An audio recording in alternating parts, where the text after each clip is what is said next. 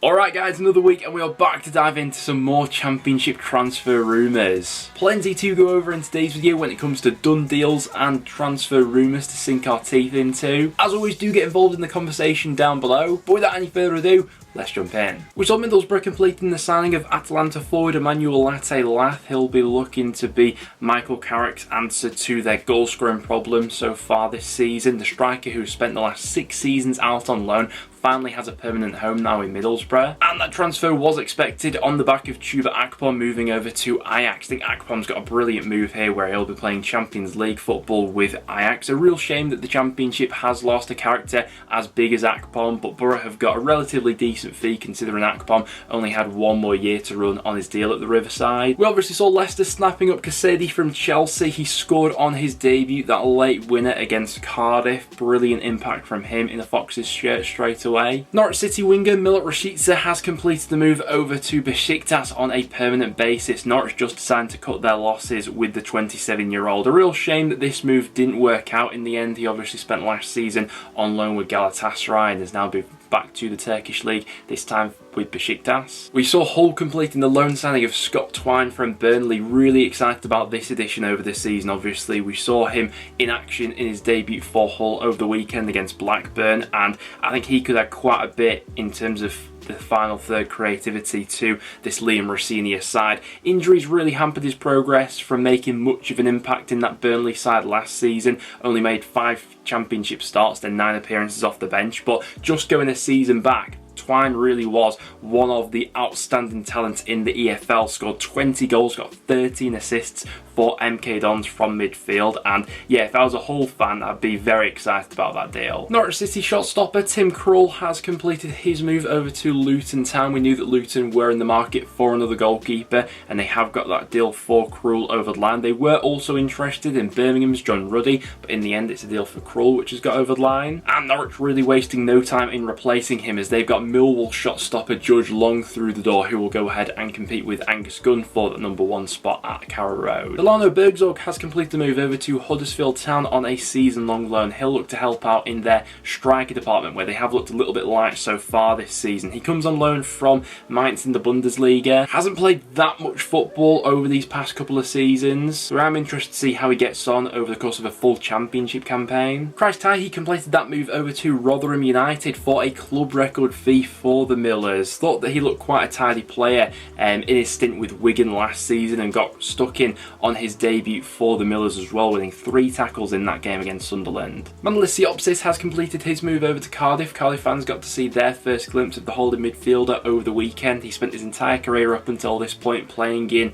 Turkey and Greece, and this will be his first proper taste of English football. Alex Runnison has completed his loan move over to Cardiff. He was on the bench for their game against Leicester at the weekend. Interested to see how he gets on. He never really looked up to the required standard when playing for Arsenal, but he has spent the last couple of seasons out on loan. Will give Cardiff another option in their goalkeeping department. We finally got the conclusion to the Tyler Adams transfer saga, with him completing his move over to Bournemouth, obviously with that release clause in place. Bournemouth paying around about 20 million for the midfielder in the end. Had plenty of Premier League interest throughout the window, and I think that Leeds fans will be glad to see the back of this transfer saga really, and hopefully with a view to look forward with how they could spend some of that money. Flynn Downs finally completed his loan move to Southampton. This one had been in the works for quite some time, but had a few delays in the process. I think Southampton are getting a good midfielder there on loan for the season. Obviously, you already know Russell Martin well from his time at Swansea. I think that for his development, playing for a top championship club like Southampton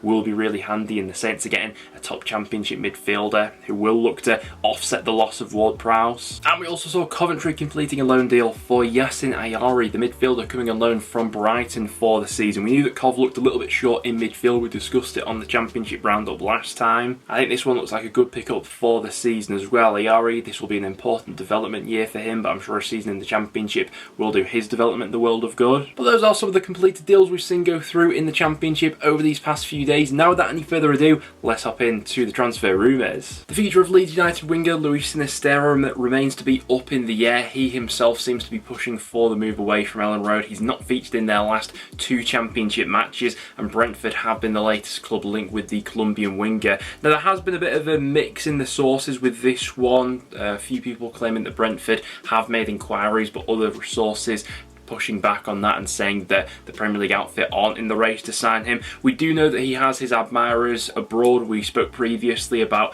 Feyenoord's interest in perhaps bringing the winger back. I'd be interested to know from Leeds fans, given the situation surrounding him right now, what sort of fee would you be looking for as a bare minimum if you were to cash in on Sinisterra right now, because the player clearly wants the move. It's no secret that the Leeds need to add to their forward line between now and the end of the transfer window, and an interesting transfer link has recently emerged to Norwich City forward Josh Sargent. The 23-year-old's had a really prolific start to this new Championship campaign with 2 goals and an assist in his first 3 matches for Norwich. I think that Sargent's been a player who's benefited from the additions of Ashley Barnes into that Norwich lineup. I think we're starting to see a decent partnership between them and Sarah, who continues to pull the strings, and definitely I think Norwich get a lot more out of Sargent when he's used down the middle opposed to out wide, and he sort of varied between those 2 positions last season. With that being said, the USA international still has a couple of years left to run on his contract to Carrow Road, and so Norwich aren't seemingly under much pressure to sell right now.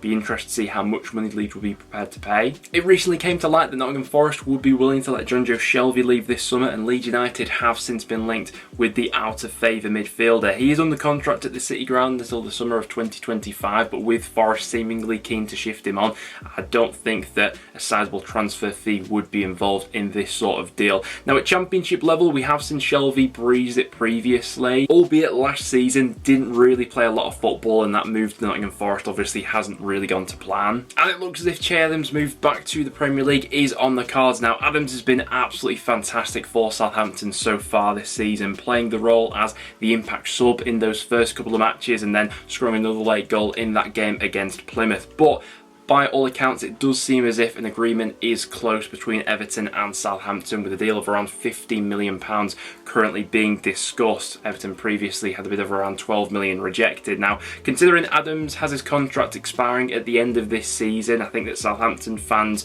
were more than expecting this to happen at some stage. Russell Martin did briefly touch on it after the Plymouth game as well, and how important it will be from Southampton's perspective to go about replacing him. And Southampton are already in the market for Adams' potential replacement, with them currently being linked with the move for Hearts forward Lawrence Shankland. Now the Scottish forward has been linked with the move to the Championship for the past couple of seasons. He really exploded into life with Hearts last season, had a fantastically prolific season where he scored 28 goals across all competitions. He's had a brilliant start to this campaign with 4 goals in 5 appearances in all comps. He is contracted with Hearts until the summer of 2025, and the Scottish club would likely hold out for at least a few million. But I thought that was an interesting transfer link for Southampton. It seems as if Burnley have ended their interest in Southampton forward Nathan Tella, but that's not stopping the exit rumours, as Bayer Leverkusen are now stepping up their attempts to sign him. Now, losing Tella along with Adams would be a real hammer blow for Russell Martin, there's no denying that. Tella especially, we know he's guaranteed goals at this level from his time at Burnley last season, and he's already started this season like an absolute house on fire, and replacing not just the goals he brings but the overall quality would be tough for Southampton. Now, Bayer Leverkusen have already lodged an offer of around about 15 million, it's been reported, but some outlets even claiming that Southampton would be willing to hold out for around 25 million, which would be significantly more than what they valued Tella at the start of the transfer window. So this is going to be a big week or two in deciding Tella's future, whether or not the German club will be willing to up their offer for him. From Southampton's perspective, you can see why they'd be so reluctant to lose Tella along with Adams, as he could well be the difference between promotion or not at the first time of asking. Derry Sherhant is being linked around the Championship at the moment, with Preston North End, Blackburn Rovers and QPR all said to be interested in the Hertha Berlin forward. Now, he's 20 years old. It's currently being reported that a loan move could potentially be on the cards this summer. He's got an excellent strike rate for Hertha Berlin's second side, but loan move to the Championship could be the next stage of his development. Now we know that all three of those clubs are in the market for a striker between now and the end of the transfer window. Blackburn looking a little bit light in that position. With Preston, Tom Keinan remains a top target, but Everton are being pretty tricky to deal with in that scenario, so we're now looking at backup options, it would seem. Bournemouth midfielder Gavin Kilkenny being linked with a move to both Birmingham and Reading at this point. Now his progress has somewhat stalled of late. His 2 loan spells last season didn't really go to plan. Both at Stoke and Charlton was only really used in a squad capacity, and so now he's looking to get his career back on track, maybe with a bit more regular game time. He has been involved with the Bournemouth squad, to be fair, so far this season. He has been on the bench in their 2 Premier League opening matches, but seemingly could be on the move between now and the end of the window. Southampton are heavily interested in Swansea defender Nathan Wood, with the Saints prepared to pay up and around £10 million.